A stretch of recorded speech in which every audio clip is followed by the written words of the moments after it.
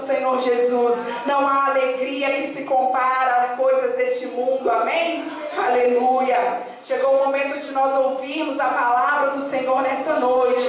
Abra o seu coração, abra os seus ouvidos para receber, aleluia, aquilo que o Senhor tem para nós nessa noite, amém? Aleluia. Eu quero agradecer a minha oportunidade e passar a direção do trabalho para o evangelista Fabrício, amém? Glória a Deus. Glória a Deus. A paz do Senhor, amém, irmãos? Vamos se colocar de pé. Está aqui o nosso irmão Diácono Gabriel, nosso amigo, está ministrando a palavra do Senhor esta noite. Amém? Estende suas mãos para cá, estaremos orando. Vemos que já é uma bênção nas mãos do Senhor, mas para que o Senhor continue usando ainda mais. Amém? Deus soberano e eterno Pai, nesse instante nós entregamos o Teu Filho, teu servo, em Tuas mãos. Usa ele, ó Pai, nesta noite, com poder e graça, limpidez da Tua palavra, da ilusão do Teu Santo Espírito, ó Pai, para que ele possa transmitir aquilo a qual o Senhor colocara no coração dele nesta noite. Fala conosco, ó Pai, em nome de Jesus. Aleluia. A paz do Senhor para os irmãos novamente, amém? Amém? Amém? Glória a Deus, louvado seja o Senhor. Que felicidade, que alegria estar aqui com os irmãos. Quero agradecer ao pastor Fabrício, sua família, pelo convite. Estar aqui cooperando com os irmãos. Alguns rostos aqui são familiares, alguns jovens que eu já conheço, que fazem parte aí da nossa caminhada, do nosso ministério, que sempre estão conosco, né? Alguns do Acampa Jovem, que participaram do Acampa, do IMEAD. Glória a Deus pela vida de vocês. Sem perda de tempo, irmãos, abra a sua Bíblia em Apocalipse, no tema que os irmãos escolheram, capítulo de número 2, versículo de número 24. Nós vamos ler alguns versículos aqui, do tema. Enquanto você procura, está comigo me acompanhando, minha família, minha esposa, linda, maravilhosa, cheirosa, diaconisa Jennifer, junto com a minha filha, minha primogênita, princesa Cecília Micaelen, amém? Louvado seja Deus. Como a esposa do pastor falou, né? Ela é fogo, minha filha é fogo, eu sou fogo, todo mundo aqui é fogo e nós vamos subir no fogo, né? Glória a Deus. Trago um abraço do meu pastor local, dirigente presbítero Lucilei Conrado e de toda a igreja do Liberdade 2.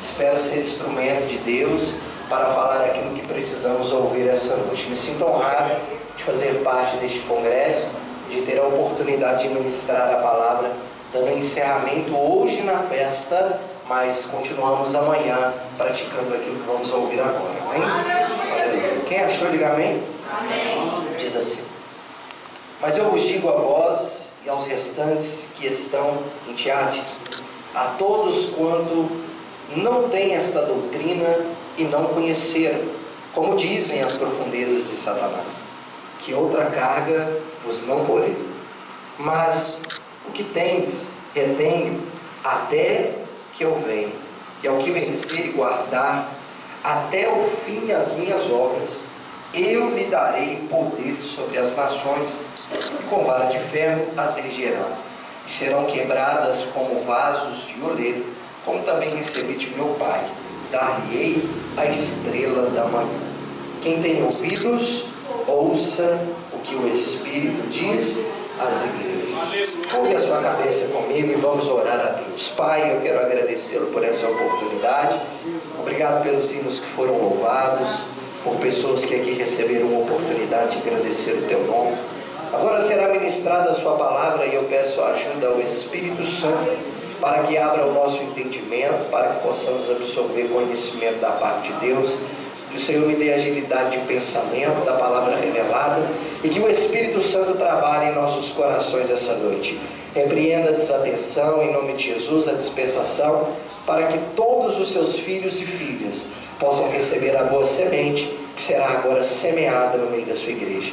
É o que eu te peço. Ajuda-me, Senhor, a pregar a sua palavra em nome de Jesus. E você se assenta dando glória a Deus. Aleluia. Glória a Deus. Aleluia, Jesus. Santo de Israel. Aleluia. Irmãos e minhas irmãs, jovens aqui presentes, O tema cujo qual foi escolhido para os irmãos é um tema muito bom, que vai falar a respeito da volta de Jesus. Aleluia! Em um âmbito escatológico. Engraçado que a maioria das nossas congregações, as quais eu tenho passado, tenho tido o privilégio de ministrar para muitos jovens, pastor Fabrício, muitos temas têm sido entre o livro de Apocalipse, a respeito da volta de Jesus. Isso significa que é o Espírito Santo trabalhando em uma só linguagem, alertando para a igreja que Jesus está voltando. E com base nisso nós estamos aqui hoje, mais uma vez, nos preparando cada dia mais, nos limpando cada dia mais para encontrar com Ele. Dando uma introdução bem breve e objetiva a respeito do livro de Apocalipse, que eu quero entrar no tema que Deus me deu. Os irmãos sabem que o livro de Apocalipse é um livro que foi escrito pelo apóstolo João, que estava exilado na ilha de Patmos no final dos seus dias, já na sua velhice, porque havia sido condenado por um imperador tirano chamado Domiciano, aonde o jogou ali naquela ilha, porque ele não quis parar de pregar o evangelho. João foi levado à ilha de Patmos e levado ali a outros vários prisioneiros que estavam ali. Deus o concedeu algumas visões. Ele foi levado em arrebatamento de sentidos, aonde o Senhor concedeu a ele visões privilegiadas sobre o que aconteceria perto daquele tempo e de coisas futuras que aconteceriam com a sua igreja.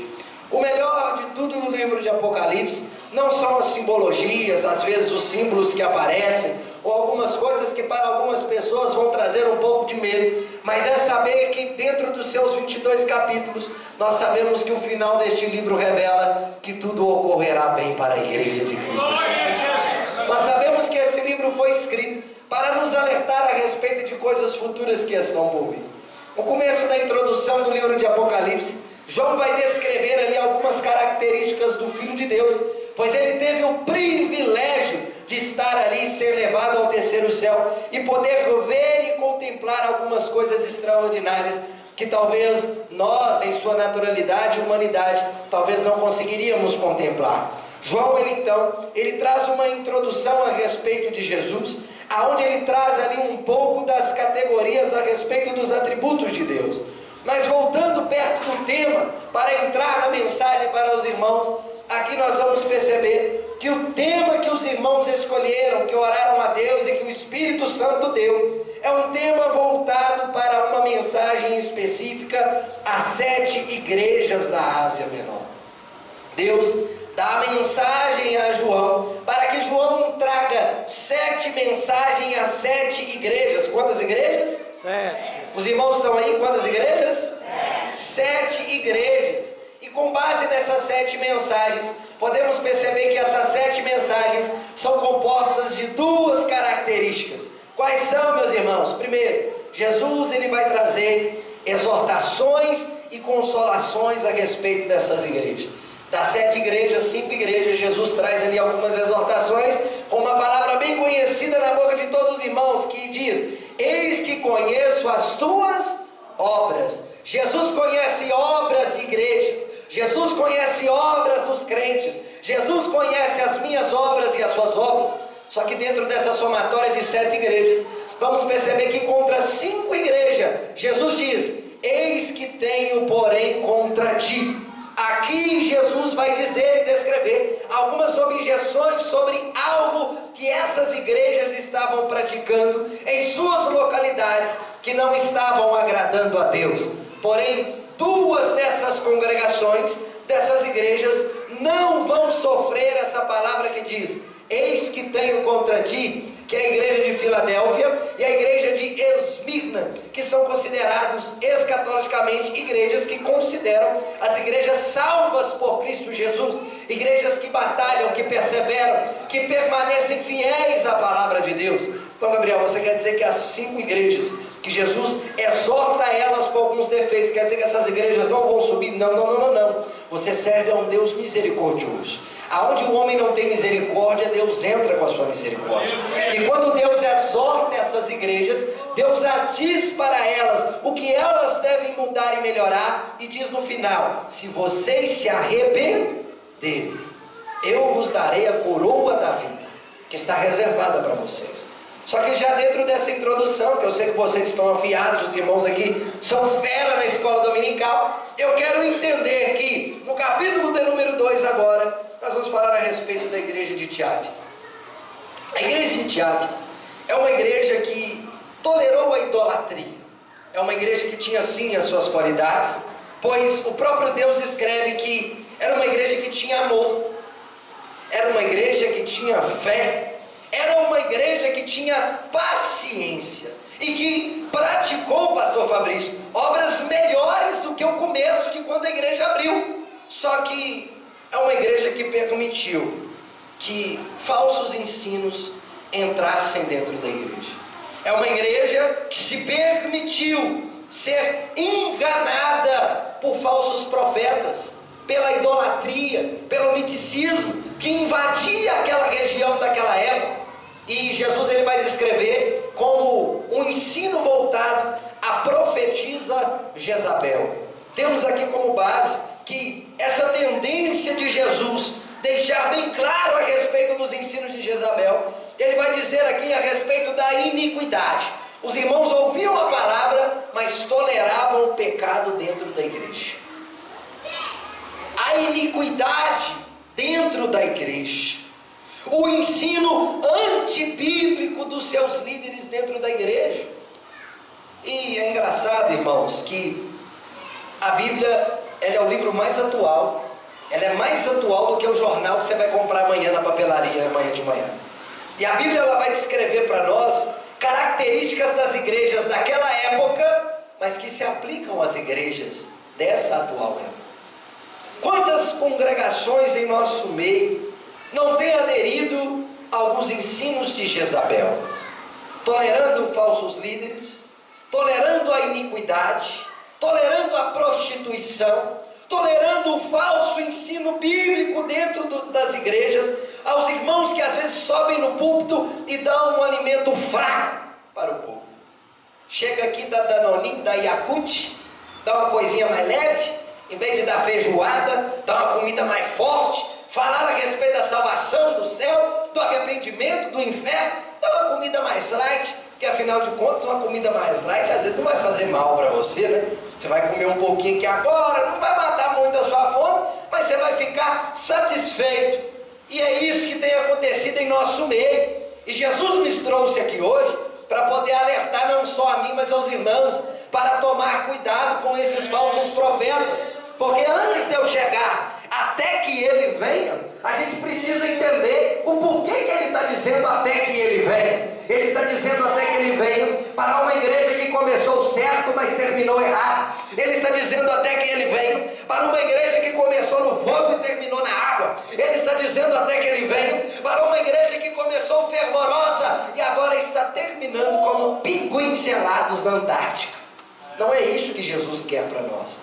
Jesus quer que nós tenhamos um equilíbrio na nossa vida espiritual. Crescei na graça e no... Crescei na graça e no... Perceba que é uma balança. Nós devemos ter esse equilíbrio em nossa vida.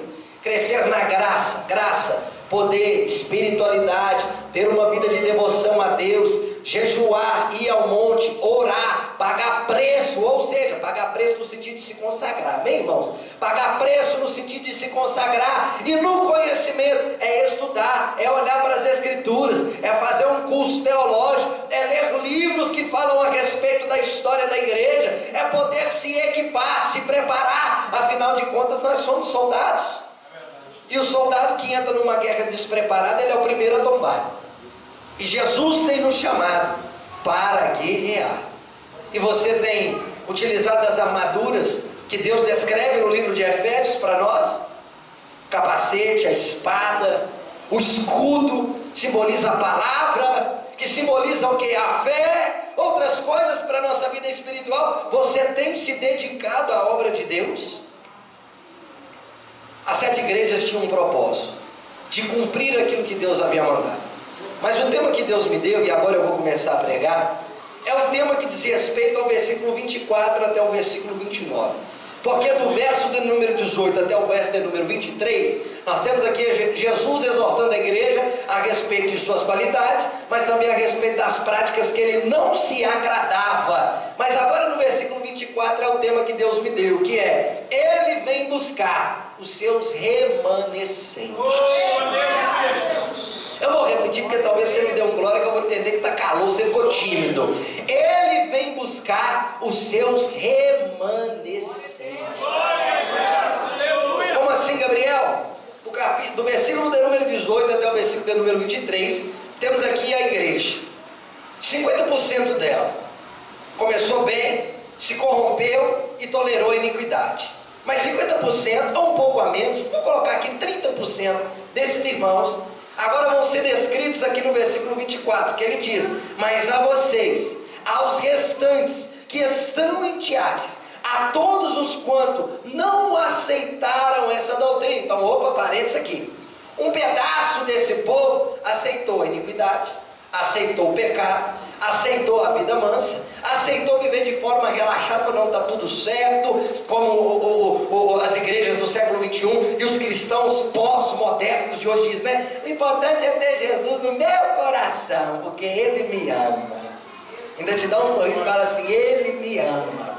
Ainda tem mais, os cristãos da pós-modernidade são aqueles que batem no peito quando você prega sobre o pecado, e ele diz para você assim: ó, você não pode me julgar, porque quem me julga é só Deus, tá? Você não é juiz. E ele ainda faz bico para você assim, quando você prega para ele e fala a verdade para ele. Esses cristãos da pós-modernidade se encaixam aqui na igreja de Tiatira, mas dentro dela